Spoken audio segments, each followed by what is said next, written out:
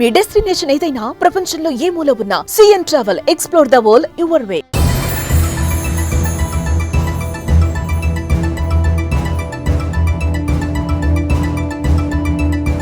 America 47వ దేశ అధ్యక్షుడిగా డొనాల్డ్ ట్రంప్ జనవరి 20న ప్రమాణ స్వీకారం చేయనున్నారు. ఇందుకోసం వాషింగ్టన్ సిటీలోని క్యాపిటల్ బిల్డింగ్లో ఉన్న రోటుండాను సర్వాంగ సుందరంగా తీర్చిదిద్దారు.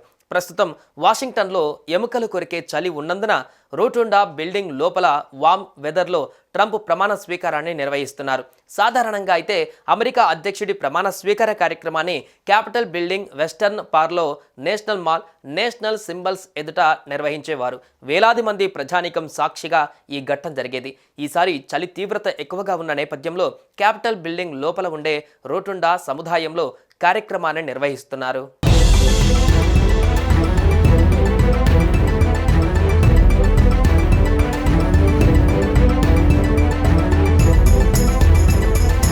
అయినా చలిని లెక్క చేయకుండా దేశంలోని వివిధ ప్రాంతాల నుంచి వేలాది మంది ట్రంప్ మద్దతుదారులు వాషింగ్టన్కు చేరుకుంటున్నారు.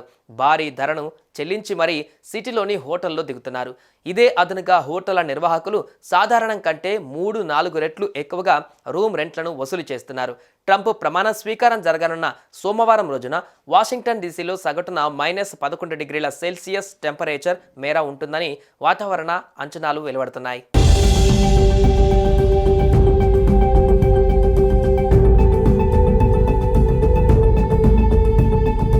తన ప్రమాణ స్వీకార వేదికను క్యాపిటల్ బిల్డింగ్లోని రోటుండా సముదాయంలోకి మార్చారని తెలుపుతూ డొనాల్డ్ ట్రంప్ ఓ ప్రకటన విడుదల చేశారు.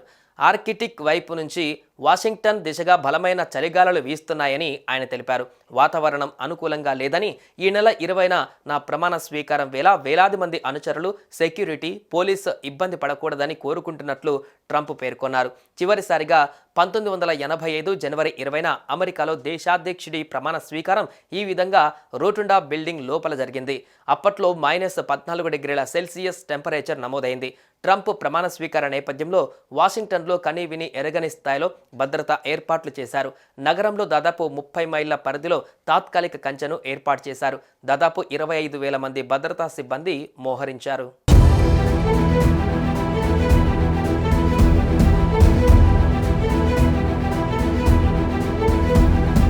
స్పెషల్ గెస్టులు, ఆహ్వానితులను మాత్రమే లోపలికి అనుమతిస్తారు. ఈ తరుణంలో అమెరికా సీక్రెట్ సర్వీస్ ఏజెంట్లు కూడా తమ పనిని మొదలుపెట్టారు. ఈ కార్యక్రమానికి అంతరాయం కలిగించే చర్యలను, నిరసనలను ముందస్తుగా గుర్తించే పనిలో పడ్డారు. 2020లో జరిగిన అమెరికా అధ్యక్ష ఎన్నికలలో ట్రంప్ ఓడిపోయారు. అప్పట్లో చాలామంది ఆయన మద్దతుదారులు వాషింగ్టన్లోని క్యాపిటల్ భవనంలో నిరసనకు దిగారు. దీంతో వారిపైన కేసులు నమోదయ్యాయి.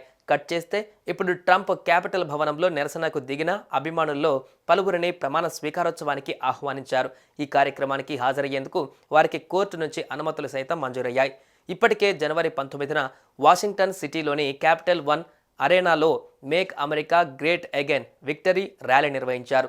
ఇందులో భాగంగా ట్రంప్ సహా కుటుంబ సభ్యులు, ఎలన్ మస్క్, మరికొందరు ప్రముఖులు విక్టరీ స్పీచ్ అందించారు.